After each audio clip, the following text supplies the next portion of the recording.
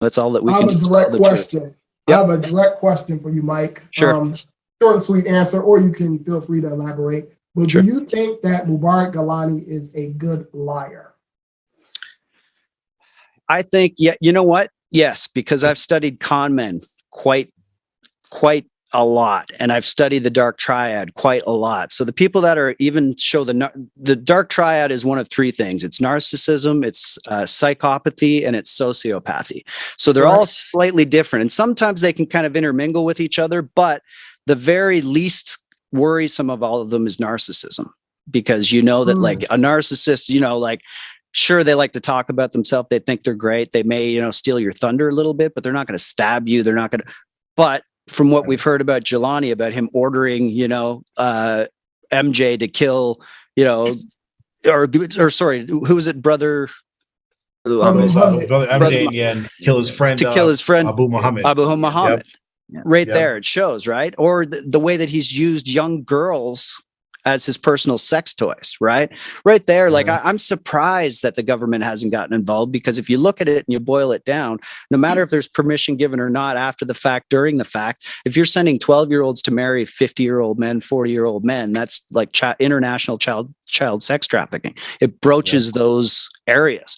And for members to be okay with that, when they're hearing all of these different things, that, you know, they're tying mothers up in trailers and they're doing everything else, strip away the religion. If somebody at your school or PTA, somebody was doing that to you, like anywhere you go, at your job, if somebody was treating somebody like that, how come it's any different where the place that's supposed to be helping, nurturing, making you a better person is actually breaking you down and making you feel worthless? That's how you know it's a cult, right? Yep. Well said, brother. Well said. So I got a question. I think a lot of times we get a certain level of people, or through up the levels, right? You have just the general population, and you have people, as higher up you go, the closer they can get to really making your story or your case, or really proving what you kind of know. And we have gotten to points where certain people have said, I know you're right.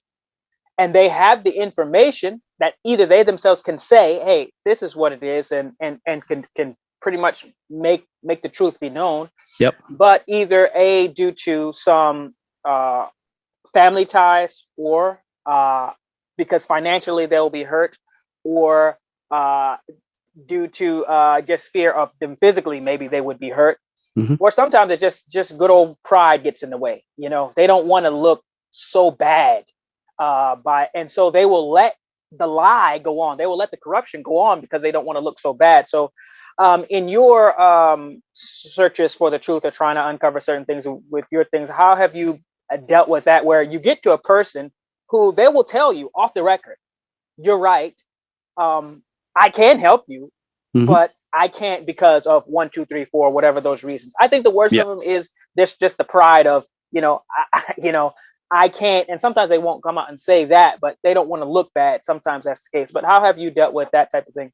Well, it's a combination of things, right? It's very hard. Humans in general find it very hard to say, yeah, I was wrong about something. You know, especially, you've probably all gone through it before, where you go, you know what, you pull out Google and you're wrong. And you're like, you have that feeling. Everybody's done it. Mm-hmm.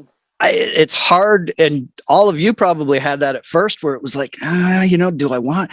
I remember myself when I, because like I said, I walked away from Catholicism when I was old enough to make that decision and see what was going on around me. With, basically they had like an underground railroad of pedophile priests that they were just going, oh, you know what, telling parents that, well, you could press charges, but it'll be pretty embarrassing for your kid, type of thing. Like they're victim blaming the victim, and they stay in power and they move them. And we're seeing these same priests at track meets, when we're going to track meets, and we're like, what's going on here? How is this even possible? Right. But it opened my eyes. But to answer your question directly, people don't really want to, if they've even got an inkling that maybe they can get a little piece of what they can get. You know what I mean? Like there's some people that have no power, but they're maybe on the cusp of, maybe if so-and-so leaves or something happens here, they're just waiting, because there's so many people that just admire people that have power. And it's terrible, because I'm finding the same thing with Ali Abdelaziz. As many people as he's stolen from, lied about, like done terrible things to, people don't care. right? There's certain areas where even in my sport where people that are, higher up reporters with maybe more of an ear than I have because they have a bigger following, don't really want to rock that boat because they maybe need access to him or they need, access to one of his clients. So people like Jelani, people like, all of his Murshids and people like, his wives and everybody else have made themselves very useful. And the more useful that you are, and the more you can almost make yourself so you're obsolete or the company couldn't run without you because you're taking all the recipes home with you. So they're just gripping at everything that they can to try to stop what you're exposing here. But like every time you knock a rock out and they lose a handhold, they're just reaching for something else. And that their PR team. And my background was I actually studied public relations in school, so I was an honors public relations grad. So I'm very with anything, I'm sure you guys are the same. You read a lot about other cults and you kind of study all, and in your vocation of wherever you work, you probably, if you work on cars, you're going to see a car and be like, well, I know that engine, or you kind of out of interest. So I watch how their PR works, and it's so rudimentary that they basically do the head in the sand, don't answer, which is like no comment is so. My first week in school, they said, what's everybody know about PR? And they said, what's something you can use? And somebody said, no comment. And they said, you're lucky because I would have failed you if that was a test, because no comment is, why would you let something like that simmer? It's like the Dana White slap incident that we had a few weeks ago, right? Where he did come out and say something, but then he said, go to TMZ for my answer.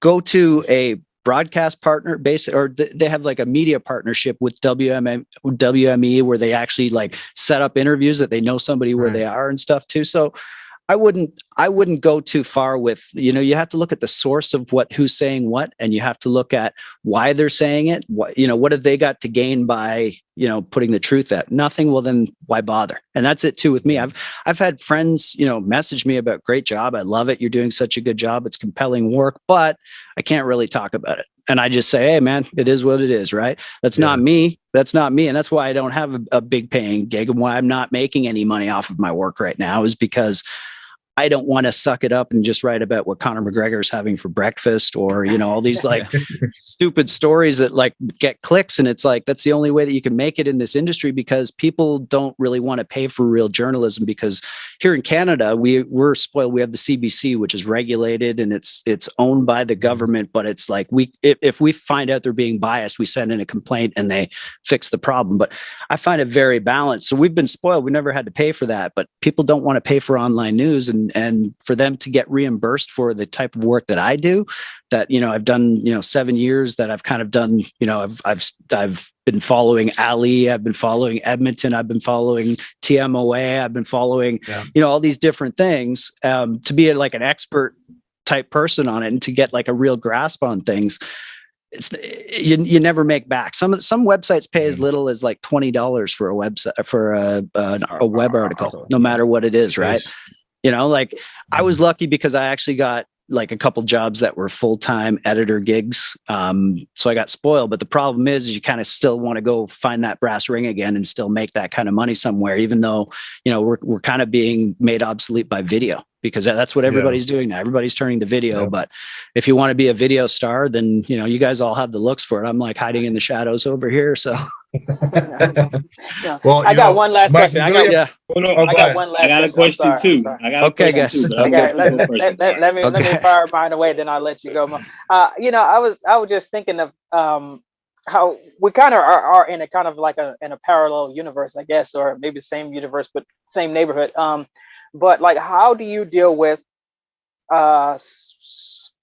people who may wind up as collateral damage, for instance, and you have the information that can make the story or can get there, but there's one, two, or maybe a handful of people that are going to be they're going to be affected when really you really don't want them to be hurt, but they had the chance to get out of the way, or they had the chance, but now it's I don't really, you're not the target, you're not really who I want, but in order to make it clear who the bad guy is, a couple of other people are also going to be lumped in with that bad guy.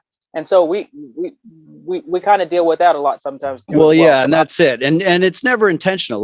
When I kind of thought I was in that situation. I don't know, like if you guys follow MMA at all, but my work was kind of brought to the attention of everybody because Conor McGregor mentioned it at a press conference.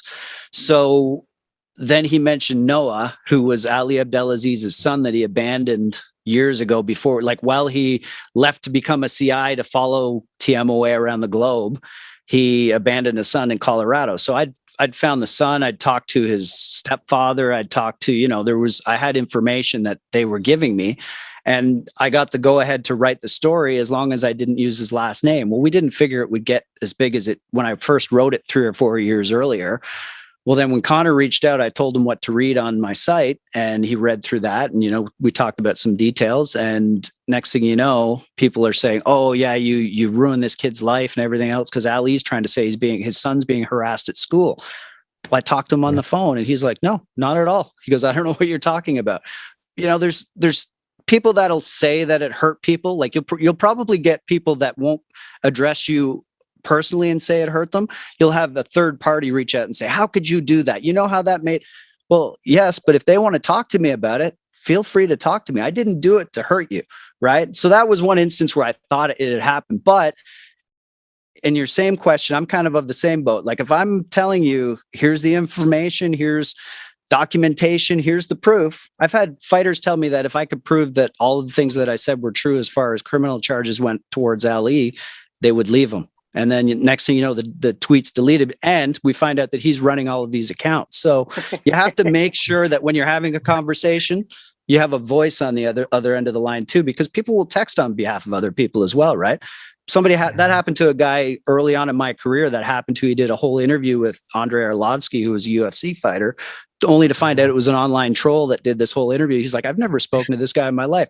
Well, he did it through email, right? You don't get don't ever do if you want an answer from somebody. I had an actual teacher that was my PR writing teacher, was also a journalism teacher and a journalist. He said, call them right up, because when people are on the phone, they don't have time to make up an answer or to get their story straight or to, make sure. And they'll always stutter about stuff. And if you go back, they can't you'll notice it. If they're put on the spot, you want an answer about something serious, call them up and say, I need to ask you this, blah, blah, blah. Give it to them right on this. And if they answer and you don't think it's a true answer, just wait, just stop, close your mouth, make it uncomfortable, because everybody, when they're nervous and they're telling lies, will just keep talking. And when they keep talking, some of the stuff gets so outlandish. That happened with that Edmonton interview. I'll send to you guys off, when we're done with this. But yeah, there's people that, catch them on the spot. And if they really have a beef with you and they have something that, like they think that you did it maliciously, or, this is the outcome of it, apologize if it's warranted. Say, listen, I'm sorry that happened, but I did kind of warn you, get off that train, because that's the bus that's going to rob a bank, right? It's like, you can't reason with everybody. And there's some people that will go down with every sinking ship because they think there's just one last chance that they might be the top one on that ship when it goes down. But I don't get it, because it doesn't look like I don't know what's in it for TMOA anymore. Like who? It's pride. That's I got a quick question, Mike. Yep. So dealing with this current power struggle that's going on with all of Mubarak Galani's children.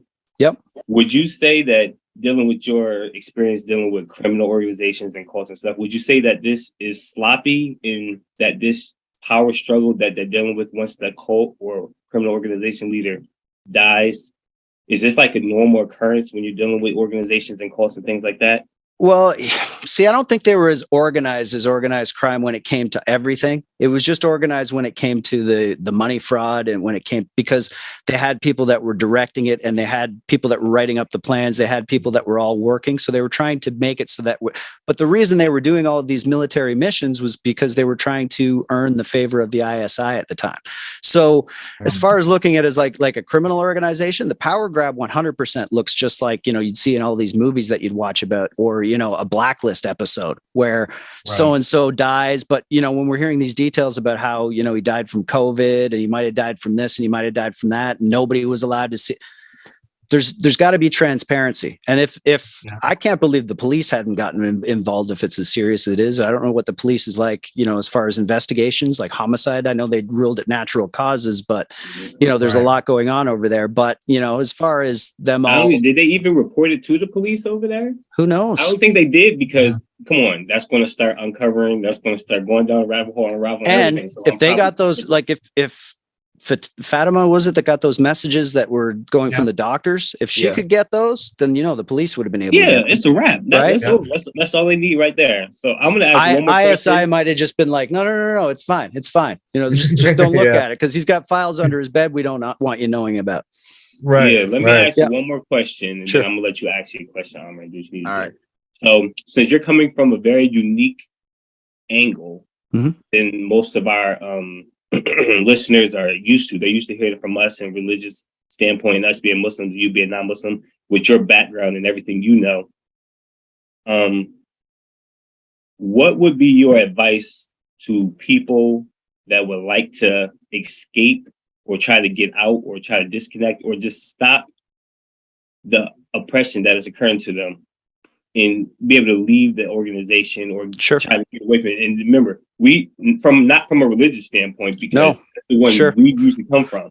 So dealing with your experience, what would be your advice to steps to take so they can stop allowing themselves to be exploited? Well, life experience alone, I think, has taught me that ask other people who have done something that you're interested in doing or that you might want to do. So ask the people that have left. And I think, you look at all the people that are here that are talking about, I can't believe I was, if you pull the Band-Aid off and admit, man, you know what? I drank a little bit more of the Kool-Aid than everybody else. You just admit it, right? It's done with. You're not going to get slagged. You're going to get embraced by this group to say, welcome aboard, right?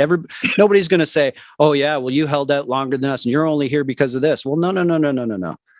You want to actually make a difference. You're going to make sure that they're not going to abuse any more children, that they're not going to abuse any more women, that they're not going to abuse any more of the funding that's given, that they're not going to leave anybody starving, on some of these compounds while everybody is getting fat out in Pakistan, right? Like there's a lot of things that would, but to me, the only thing would be to burn it to the ground. You can't keep changing the name of the same old thing, changing the garb of the same bones and think that anybody's going to think any differently of it because it's always going to haunt you.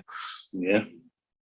Okay, so I have one question, but first I want to thank you for coming on the show. No problem. This has been very informational for me. Jaffer Clear's been holding out on us on all the information that he's getting. So Jaffer, shame on you.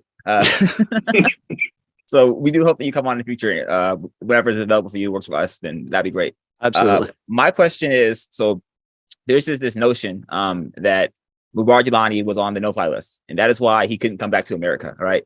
Yep. Do you have any knowledge of him being on the no-fly list? Is this true or not, or is this something that people just say?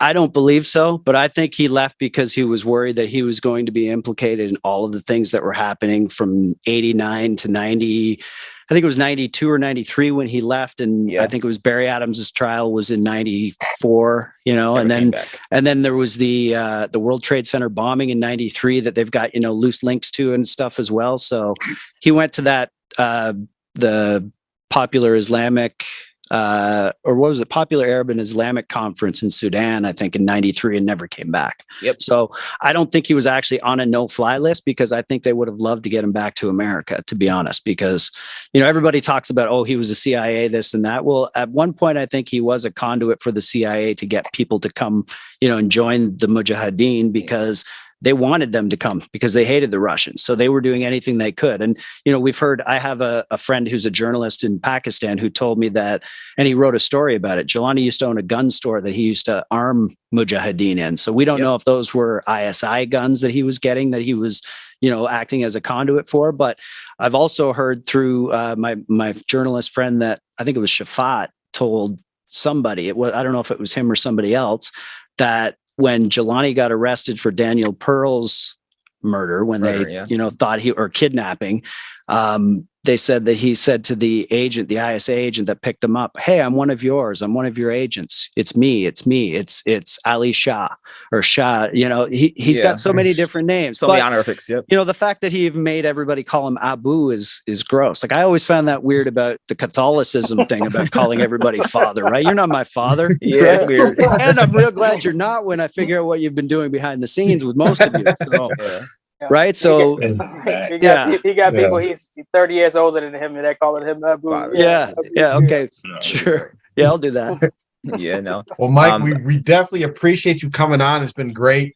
I know Thanks, we're guys. definitely going to have you back Appreciate on it. again, and we're going to Well, do more stuff I together. watch as much as I can, and you know, if I don't get to watch it live, you've probably seen me comment sometimes because I'm like, ask him this. I'm like a fan, you know, Yeah. telling him to ask like certain people certain Yeah. questions. But it's good because again, like James and I have always talked. We're like, if we ever work on a project together, be it, you know, I'm trying to get a podcast off the ground. I've got a couple TV type things that are underway with my other work. So I said, if we could ever work together, I said the perfect title would be Finding Fitrah, because we're all trying to find what it was about. Right. So, you know, everybody wants that.